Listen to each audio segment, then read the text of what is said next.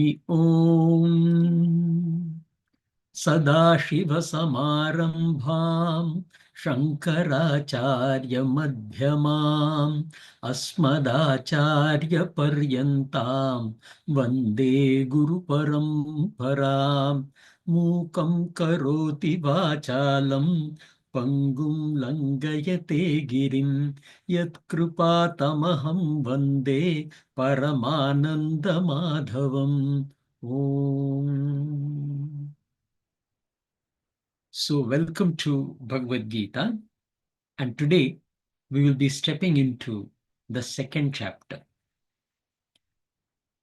The second chapter is called as a Sampurna chapter also. This, similar to the 18th chapter, covers the entire essence of Bhagavad Gita. The in-depth analysis is what we will be seeing in individual chapters. But in this second chapter, there is going to be a very detailed expression from Bhagavan, which covers almost every aspect that is touched in Bhagavad Gita. We will start, as tradition goes, with the first shloka before we jump into introductions. Sanjaya uvacha tam tatha kripayavishtam ashrukurnakulekshanam vishidantamidam vakyam uvacha madhusudana. So, Sanjaya uvacha. Sanjaya spoke. Tam tata. And in that manner, basically the reference is to the previous chapter, the chapter number 1. Kripaya avishtam. Overwhelmed by kripa, by compassion. The compassion is considered to be a very positive quality in our life. In all the traditions, we see compassion is something that we all should carry in our heart. However, the rule says that if anything exceeds the limit, it becomes a poison. Here, avishtam, the overwhelmed, indicates that kripa has started ruling him instead of he having the kripa in him. That is the difference. Kripaya avishtam. Ashru purnakulekshanam. Ashru means tears. In Hindi, we often use asu. That is exactly derived from the Sanskrit word called as ashru. Purna. Purna is, we know, it is completely filled with, is the point here, because the next word is akula, right? Akula is aghast, filled with horror and shock. Ikshanam, having his eyes. So this Purna means the entirety of the eyes are filled with tears. In such a situation, Vishidantam, one who is lamenting, one who is immersed in sorrow. Vishidantam, which is the description about Arjuna. The name is not given here, but the implied one is he is talking about, Sanjaya is talking about Arjuna. To such a person is the context that is formed here. Arjuna, he is completely filled with compassion, overwhelmed with compassion, and eyes are tearing. For such a person, idam vakyam, these sentences, these words, uvacha Madhusudana, were spoken by Madhusudan, by Lord Krishna, one who killed the demon by name Madhu, or here, as I have said, one who is attained through Madhu Vidya. We have seen the details of why it is Madhusudana, and we have taken various meanings in Vishnu Sahasranama. So basically, here Sanjaya is merely describing the state of Arjuna, and he is telling that to such a person, Madhusudana, Lord Krishna, spoke the following.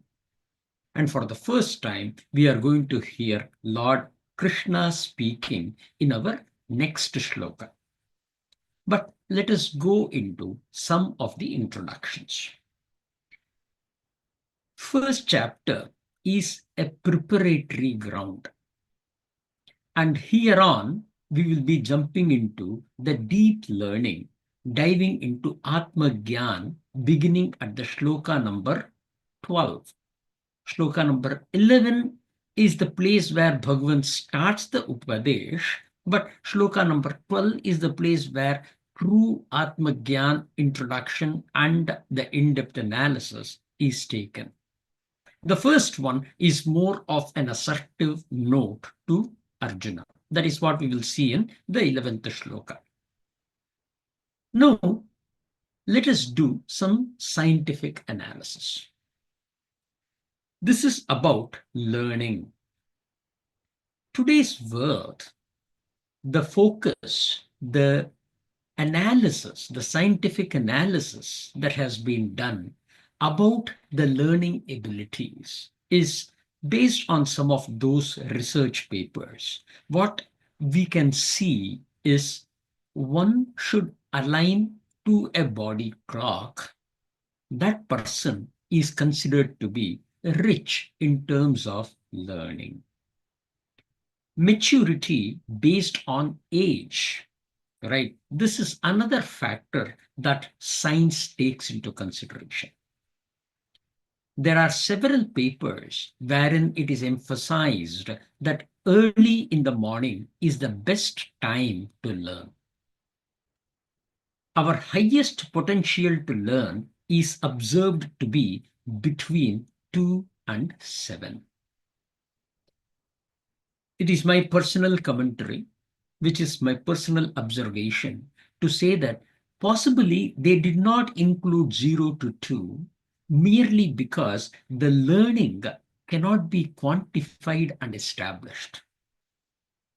An infant has learned to sit, stand, walk, jump in the 0 to 2. It has developed the ability to learn what belongs and what doesn't. These are not small or negligible learnings, but in a scientific study, perhaps these could not be quantified, and hence they have said 2 to 7. Anyway, but these are the scientific approach to the ability for a person to learn. What is our traditional or what is our vedantic view of learning? In Vedantic view, your learning potential is considered to be the highest, is supposed to be the best. Your ability to absorb is going to be something which is the maximum in its potential, where there is an alignment in you.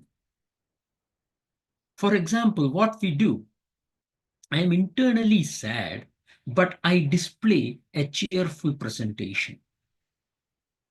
This is what people generally do, right? For example, Naresh is in so much of pain because of fibromyalgia and autoimmune disease. But Naresh cannot even express it outside. He tries to hide it. I don't. I am very open with it, right? But the fact is, when you are not having that alignment, your ability to learn is reduced. Whether we are 2 or 18, whether we are learning at 6 a.m. or 2 a.m. or 6 p.m. or 6:30 p.m. as we are doing today, we learn the best only when our emotions and expressions are aligned. We will talk about it from the point of view of Jnana, in the chapter 13, Arjavam is the word that is used. When that Arjavam is more of an expression having a linear or having the straightforwardness in you.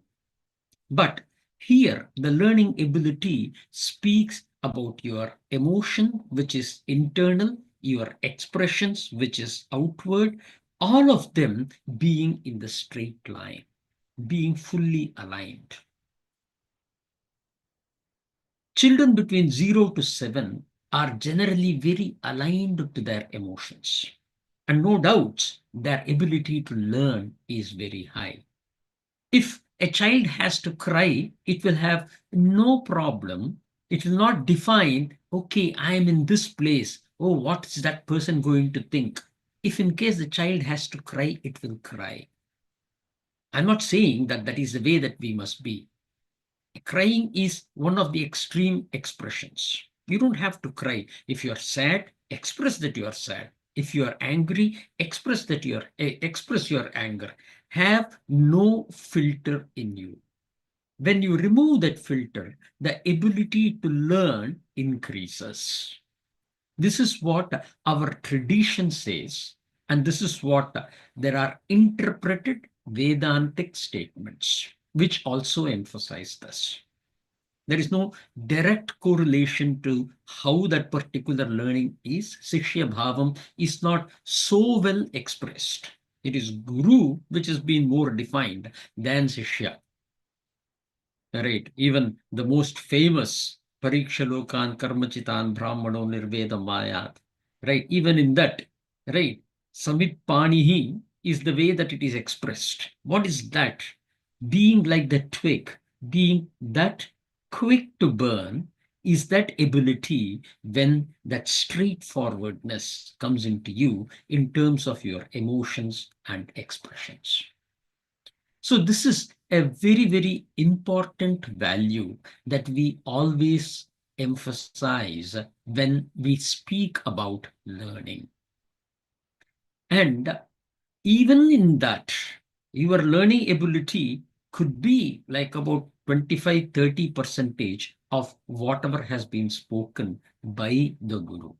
And the Guru knows it, and he guides it in such a way by emphasizing, reiterating, and repeating things so that the values which were missed, the dimensions which were missed to be captured in the first class, can be caught in the second.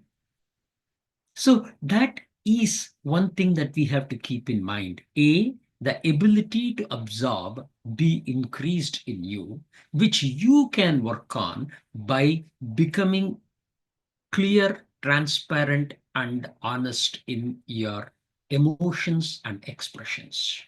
And by acknowledging the repetitions for the value that it brings to you. When we do that, our learning becomes supreme. When emotions and expressions are not aligned, your own intelligence becomes the roadblock to learning. As we grow older, we become observers of our own emotions. Our intelligence is channelized to maintaining an acceptable behavior, and we overlook our own emotions. This creates a division in us. One who feels versus one who expresses. The division is the roadblock which comes in your process of learning. So if we realize that, we can slowly remove. Don't try to radically change because it will not be socially acceptable also. But over a period of time, develop that ability to express and feel the same way and see how your learning becomes. And your learning becomes the best, right? No matter what field is being presented to you, your learning becomes the best. This behavior, the divided form of behavior, is unavoidable and perhaps even necessary for certain social norms, for certain social practices to be in place. So this has become the way of life, and that is the challenge to our own learning. Realizing this and allowing yourselves to be aligned to expressions and emotions is a conscious effort we must take. This will increase our learning ability. Jnanat evatu kaivalyam. It is only through the ability to get the jnana that we attain the kaivalya, the moksha, the siddhi. So it is one main thing that we want to take from this introduction to the chapter number 2. Why is it that we are putting it in here? This is going to be an interesting question. We could have started this in the chapter number 1 to say, hey, this is when your learning ability is highest, etc. Actually, there is a relevance to this chapter. Now, let us go back. The last shloka in the first chapter was spoken by Sanjaya. The first shloka in the second chapter is also being spoken by Sanjaya. In the first chapter, Sanjaya expressed that Visrijya Sasharam Chapam, right? He let go of his bow and arrow and he sat down in the seat of the chariot. That is the way he finished it. It was about an expression of Arjuna's falling into that lamenting nature, that he becomes fully absorbed into that. So the question that came about actually was, why is it that this kind of division is taking place in chapter 2 and chapter 1? How is it that each of the chapters are divided? We will go into each chapter and we will discuss about it. Right. So why is it that this shloka, that's the first shloka that Sanjaya speaks, has not been included in chapter 1, where here it will be even more beautiful to say that, hey, Bhagavan is going to speak, right, Bhagavanu Vacha. Right, second chapter starts with Bhagavanu Vacha. That in itself is very beautiful. Why didn't we do it that way? The reason is because of this learning ability. In the previous chapter, the emotions were unsettled. He was still coming out from his own emotions. Arjuna's expressions were changing. He was a commander. Then he became inflicted with ragaha, then with mohaha, then with shokaha. Right? So, sorry, shokaha and then mohaha. This is the way that he was transforming. This was the transformation of the emotion in Arjuna, whereas here he has become an adhikari. Adhikari, we can say that he surrendered himself to the God. Right. So that is the point where adhikaratvam has happened, is one of the way of looking at it. And the other way is because his emotions and expressions became or came into a straight line, this was introduced as part of the second chapter. Right. So if you take back in the first chapter, he had some rational expressions. He was argumentative. Right. So he is becoming helpless and throwing away his arms. But in this second chapter, with the eyes being filled in tears, he has settled into his emotions.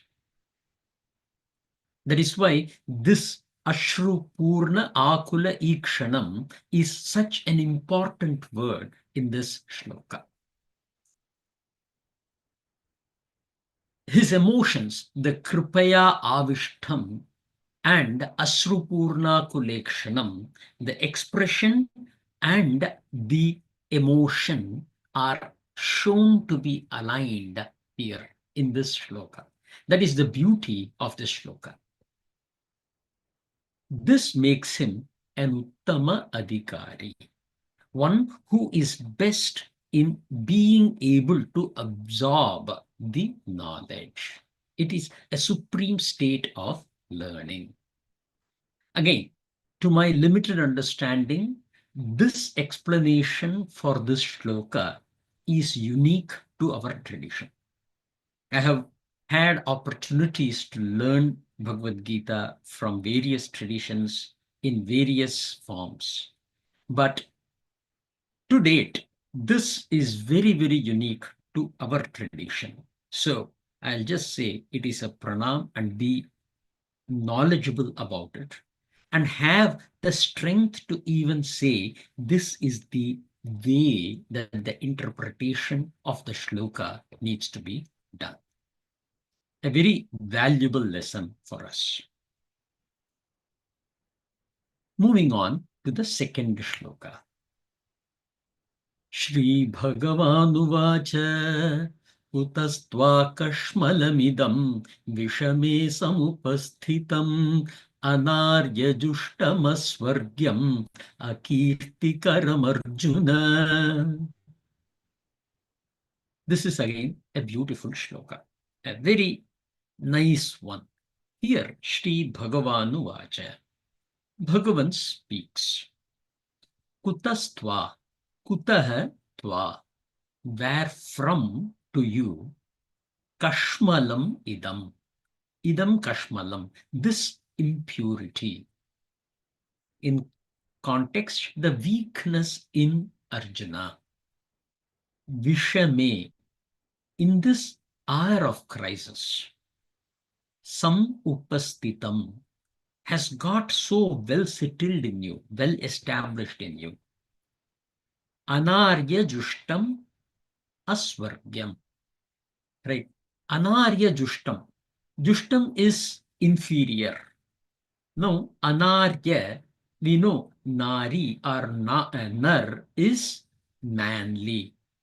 Anarya is unmanly. It's not very respectable. It is not honorable. That is the context that it comes into. Asvargyam, that this position that you have taken will not yield you the Swargaloka. It also brings down your kirti, akirti karam.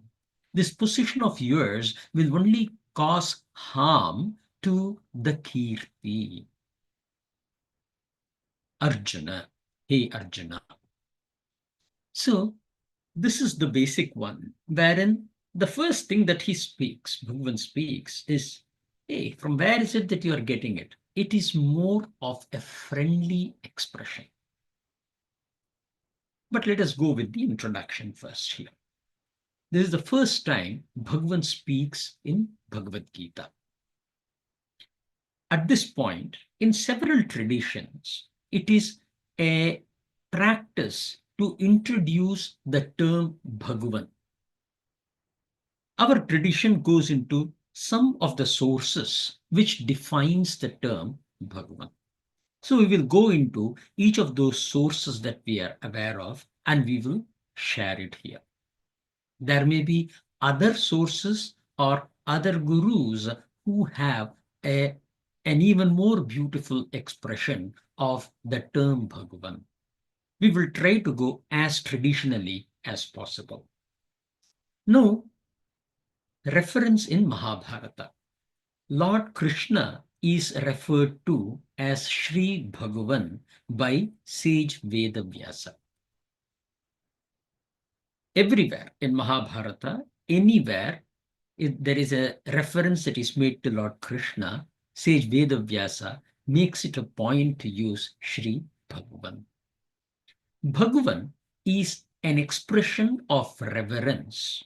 And this is not necessarily referred to God. No, the Parabrahman, that is also Bhagavan. The Ishvara Tattva is also Bhagavan. The demigods that we have, right, in the, Swarga Loka, or any other deity that we can talk of, Ganesha, Lord Kartikeya, right, anyone that we are talking about is referred to as Bhagavan. To address avatars such as Lord Rama or Krishna, we use the term Bhagavan. Bhagavan is also used to address your own guru as well. So the term Bhagavan is generally used with reverence to someone of a high standing. So here in Mahabharata, it is Lord Krishna who is referred to as Bhagavan. Now, the term comes from the term Bhag, which means fortune or wealth.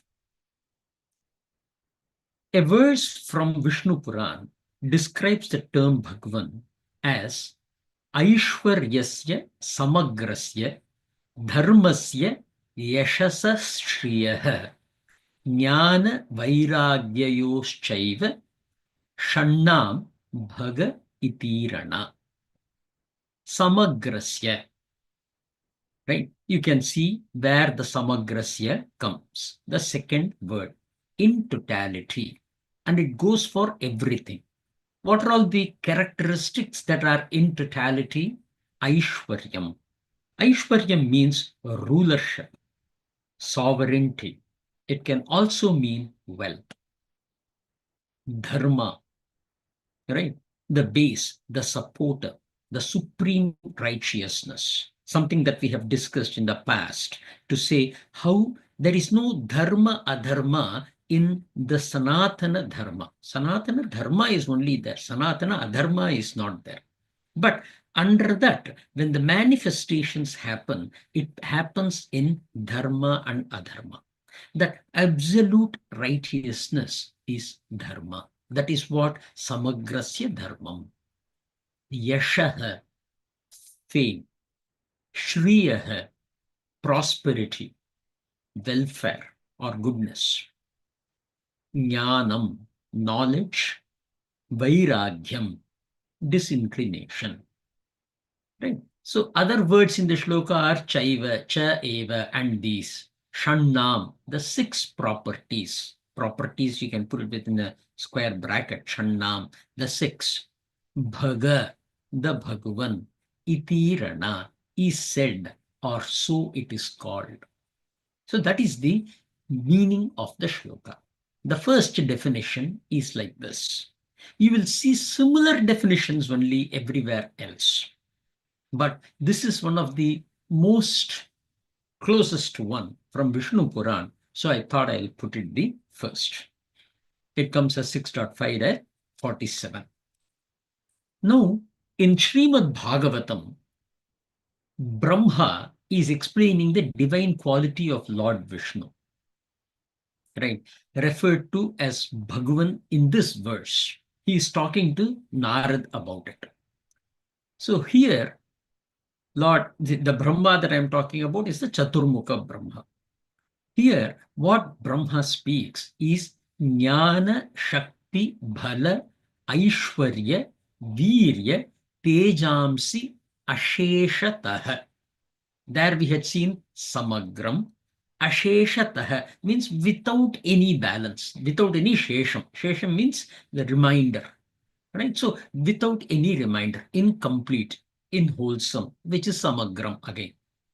Bhagava Shabda Vachyani Vinahaihi Gunadibihi is the way that Brahma puts it. Jnanam, knowledge. Shakti, power or energy. Balam is strength. Aishwaryam, we saw it earlier, rulership, sovereignty or wealth. Viryam, valor or heroism. Tejamsi, splendor or radiance. Asheshatah, right? So there is another meaning which is unlimited, but shesham, as I said, when you take the shesham, it always means completely, the same as samagram. Bhagava, the word referring to the Lord or the Supreme Being. Shabda Vachyani, denoted or described by the word Bhagava. So takes the reference from the previous one. Vida, without, hai. This refers to defects or any kind of imperfections. Gunadibihi, by qualities or attributes that we just spoke about. So this defines the term Bhagavan, is what Lord Brahma tells Narad in Shrimad Bhagavatam. Going further, there are others as well who have spoken about Bhagavan. Now, Bhaga refers to the nature of increasing itself and expanding, thus flourishing. So the Lord of this material nature is called Bhagavan. We know that the Prakriti and Purusha is there. In this, the Lord of the Prakriti is the Purusha, and hence the term Bhagavan refers to the Purusha, is one of the other interpretations. It is more of the Tika Tipni kind of interpretations. There is an alternate interpretation, which is again very beautiful. It is taking the Panchabhutas into consideration, and the Lord of the Panchabhutas is Bhagavan. So how do they define it? Bha represents Bhumi and earth. The term Bha, that Bhagavan, right? That Bha, Ib and A, if you put it that way. A refers to the Analah or the fire. Ga refers to the Gagan or the sky. Va refers to Vayu or air. And In refers to Naram or Nara, which means water. So by putting Bhagavan, the Lord of the Panchabhutas is defined to be God. And yet again, this is a very beautiful meaning to the term Bhagavan. So as I called out earlier, this term Bhagavan is a very honorable one, and there are several explanations or several derivations for the term Bhagavan. What we have seen in our traditions or how we have learned it, I'm just passing it on. So a nice one to know as to why Bhagavan is called Bhagavan. Moving on. Approach of Lord Krishna. Lord Krishna did not start preaching just upon hearing that this is the problem. There was no seeking of a solution, and there was no point in providing a solution when a solution is not sought. When a help is not sought, if I step in to provide a help, it is more likely to be a hindrance than a help. It is a hindrance not because it is not going to help the situation. Naresh is facing this situation, and Naresh has not sought a help from anybody. His ego is that big that he has not sought, or he is very comfortable with his current situation, so he has not sought, or he knows that something is on the way which is going to solve the issues, so he has not sought. There is a specific reason why Naresh has not sought. If I go out of the way to help Naresh, what is likely to happen is you are going to hamper the ability of Naresh to grow. While the problem may really be addressed by your help, what is likely to happen is you are preventing Naresh from falling down and getting up, which in itself is a great learning. So, a very important concept to keep in mind. Sometimes you have to help. If the situation is so bad, it is okay. You can definitely go and help. As I have called out, Kshetra Paripalana, and I always give the example of a child, right? There are times where you have to go and hold the child, right? It is okay. I'm not saying don't go and help others, learning about the situation, but be very cautious and keep the fact in your mind that you did not go to help Naresh, you went to help the situation. That is the important learning for us. Without one person asking, do not go and help.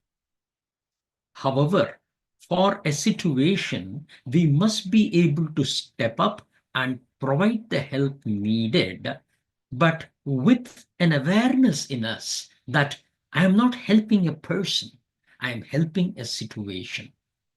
What we always do is after helping it out, a month later, a year later, we say, hey, I help you. Actually, you didn't help me. You helped a situation. Right? When you have that awareness, you will have no disappointments. At the same time, when you are not going to help somebody, he cannot come and say that you didn't help because you didn't ask for it. And if they come and say, hey, you knew the situation, you could have come and helped. And my simple answer will be, you didn't ask for it. And I didn't think the situation was grave enough for me to step in to help. So, bringing that clarity is the important lesson that we get from Lord Krishna here. Lord Krishna did not start preaching Ashocyanam Vashochastvam Pragyavadam Stabhashase Gata Sunagata Sumscha. He did not start it now. He spoke like a friend. In chapter 1, Arjuna initially acted like a master. Think of it. And Bhagavan responded with obedience. He did not stop and say, hey, what are you talking? The war is about to start. You have already picked up the bow. We are not supposed to go and stop our wrath there. He didn't say all these things. There, a master commanded, and Lord Krishna obeyed. Jivan is a kshetra. As a body in the manifested world, you are the role that you are playing. When playing the role of a servant, obey. When you are playing the role of a master, command and direct. When you are playing the role of a leader, lead with no ambiguity and in the interest of the led. When I say led, there are two aspects to leading. One, the objective where we are going. Two, one who are following you. When I say in the interest of the led, you must be able to take both of them into consideration. As a Kshatriya, work to protect Dharma and your nation. That is the most important thing. Arjuna slipped from being in the position of a master to become a mate, sharing the thoughts. This is very unbecoming of a master or a commander. It is okay with respect to Arjuna in this situation because though Lord Krishna was a charioteer, he was also a very close friend of Arjuna. So they had that relationship. Yet he fell from the position of a master to that of a friend. In terms of his duties, Arjuna failed. Arjuna saw a friend and a well-wisher in Lord Krishna, who is, for Arjuna, a well-wisher as well as a sakha, a friend. Arjuna spoke keeping that relationship in mind when he slipped from being a master or a kshatriya. If you are approached as a friend, you respond as a friend. And Lord Krishna responded as a friend. Kutastva is more of a wonder than a question. It is used as a question, but here it is, the expression is of that of wonder. Kashmalam and Anarya are two words that approaches in a very soft manner. In the next shloka, the Klaibhyam, Khudram, these are taking, putting him down, right? Or looking down upon him or scolding him. That will be the kind of expression. So Kashmalam means impurity, filth, or dirt. However, the word indicates weaknesses such as faint-heartedness, despair, disgrace, etc. Right. So in this context, it is more like, hey, have you gone crazy? What's wrong with you? That is the kind of an expression that Bhagavan makes as soon as he finds the right moment to speak. In bare form, this could sound like Lord Krishna is expressing a shock. But if you take the full expression, the emotion reflected is like a friend pushing another to correct himself. That is the beauty of this shloka. It is scolding, at the same time, it is inducing, it is pushing a friend to act. Anarya. Narya means being a man. Anarya means not being a man.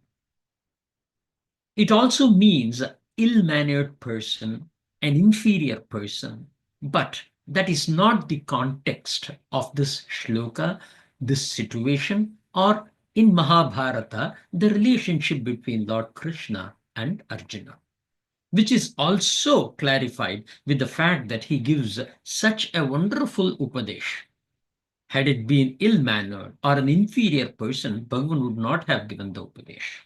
So the context is Anarya is not being a man, not showing that manly quality.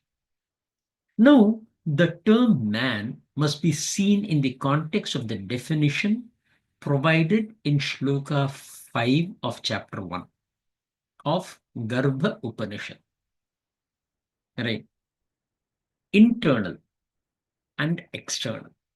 This is the way the kshetra is seen. In Garbha Upanishad, it merely comes as when a person is born as a man, when a person is born as a woman, and when a person is born in the neuter gender. Right? But a neuter gender biologically is not born as a neuter gender. Biologically, a neuter gender is born as a man or a female, male or a female. So here, the term man must be interpreted in the traditional way in which we explain Garbha Upanishad. Now, for any unit to sustain, there is internal as well as external connections. Because the Prakriti is one. We can put it like this. In this Beaverton area, there is Jyoti, there is Sham, there is Naresh. There are all individuals. But when somebody is looking from the sky, they are looking at Earth and they are seeing there is one. And there are lots of things moving. There are things which are not moving. There are things that are shaking. That is the way that they will be seeing it. They will not see it as this unit, that unit. You take a table, it is made of legs, it is made of base, and so on. You take computer, it is made of processor, memory, etc. Right? So anything you take, it is made of components, and everything that you take is part of something. Today, I have a computer in front of me. I'm sitting in a chair. For a person who is outside, there is a home. That's about it. That is the containment and the contained. This enforces the relationship to be had of a unit with its own internal aspects and with that of external connections. The internal aspects, they help in sustaining yourself. It allows you to present yourself. If you are not married, you don't really care. You're going to a party, you'll just go casually, right? You'll just wear a jeans and maybe a t-shirt and go, and where everyone is wearing a suit. After marriage, your wife will say, no, you have to wear a suit. So that is the representation of the internal. That aspect is considered to be of a female attribution.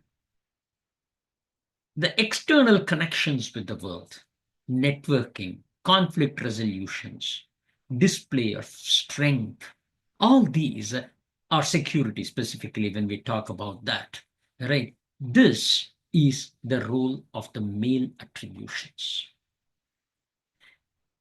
To clarify it further, if you take a look at the dictionary, Sanskrit dictionary, Narya is also the word used for a woman.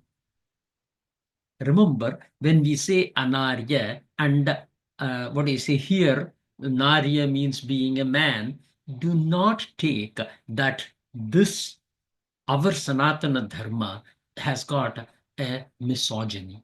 It is social problem. I agree. There will be social problems and it will come everywhere, right? That misogyny is not a concept in true Vedic traditions and literature.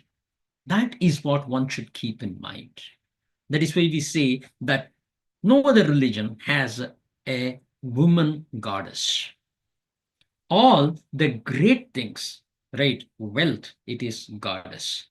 The power, Shakti, it is goddess, right? You talk in terms of every aspect, right? Education, knowledge, it is goddess. So there is a very, very high and a significant role of goddesses within the Vedic traditions. And at the same time, at the male god as well. And you will see that the role of the god, when you take this into consideration, the internal sustenance and the external networking as two aspects which make the union as one, then you will realize that this aspect of Vedic tradition is so rich in terms of knowledge. Right. So there are various people who call this as a deficiency. We are a very misogynistic society, right? Patriarchal society and all those stuff. That is not true at all, right? It is a very beautifully defined, well analyzed and purely, completely studied aspect which comes about. So if you have challenges, always feel free to open it up, right? Ask the questions and we can definitely address. And there are social problems. Social problems cannot be attributed as a Vedic problem. Unlike in a religion which is governing the people, Vedic tradition merely enables the people. So when you take that into consideration, you will know the meaning of Anarya as so appropriate for this situation. Going further, the initial response to the friendly approach that Arjuna made was to induce and course correct. There is no point in going and giving an upadesh to him. Hey, ye sab chodo yaar, come, let us go. Kaam karte hain, chalo. That kind of an attitude should be what he should be telling as a friend. And that is exactly what Lord Krishna does here. Arjuna was going on the path of adharma. Instead of preaching dharma or telling what dharma is, there is only an alert. The reason is, it is not Arjuna is stupid. Arjuna is a very, very learned person. Arjuna knows dharma. If he had started teaching, Arjuna would have only counter-argued. He had not surrendered himself at that point in time. So there is no point in kind of going out of the way and preaching. So Bhagavan induces by using words which are derogatory to his core. He is a Kshatriya. So for him, the words such and such are really impactful. Perhaps if in case it was a Shudra, it would not be as impactful. Come on, ऐसे comment कर रहा है, गाली दे रहा है, right? Kind of a stuff. That is the way the mindset of a Shudra will work. Whereas for a Kshatriya, it will induce anger. So that is the reason why he has chosen such words. Bhagwan reminds the sin that he would be committing, which will lose his place in heaven. Right? Anaryajushnam aswargyam is the way that he puts it. Right? Kshatriyas are very sensitive to fame and respect. Akirtikaram Arjuna. He puts it there. The term Akirti is seen as touching the most sensitive aspect of Kshatriya. So it is a very well thought, very matured way of responding to a friend who has fallen from his grace. So, with this, we will stop today. A very beautiful, what do you say, chapter. And for several shlokas, we will be going like this. We will be spending a lot more time in terms of learning the depth, the various point of views, and our learning is going to be very rich as we progress further in this class. I will take a break here and I will open it up for question and answers. Jyoti ji. No questions. Jyoti ji. No questions. Oh, No questions. okay. Sham bhaiya. Interesting. The last part where you said about misogyny and patriarchy, I agree.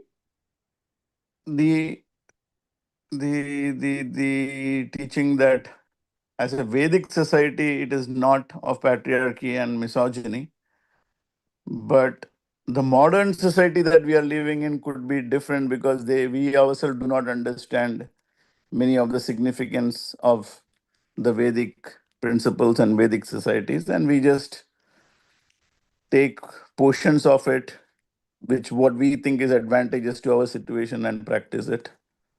So I would say that that distinction is there, but I do understand the main point that one, you cannot blame or you cannot attribute it to the Vedic principles and the primary philosophy and teachings as to be encouraging patriarchy or anything like that.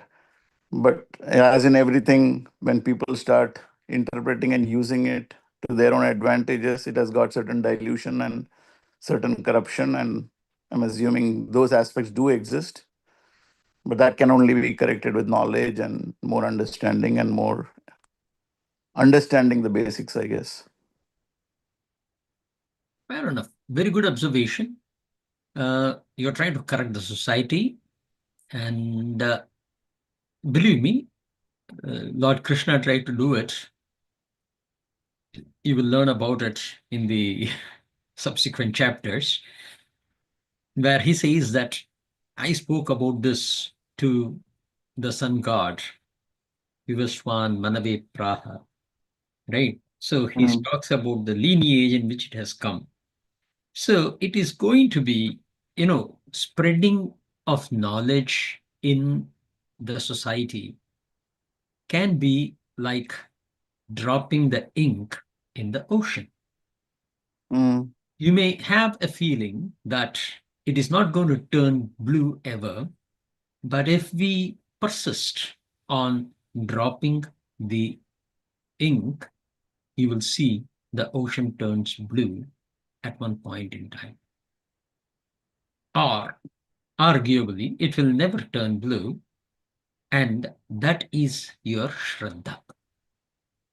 Okay, mm, so if you have that commitment, you should continue to drop the ink, assuming the ocean will turn blue.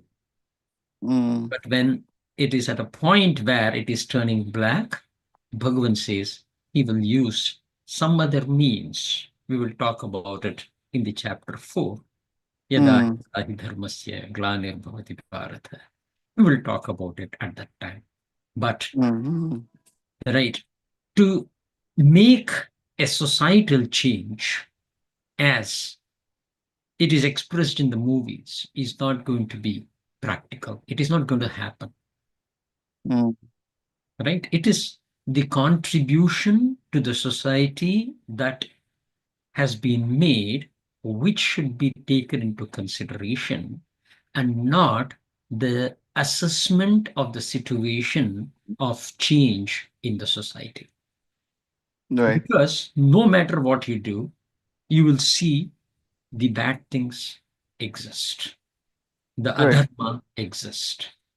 Yeah. If adharma is fully destroyed, then dharma is also destroyed, because Mm. that is not dharma.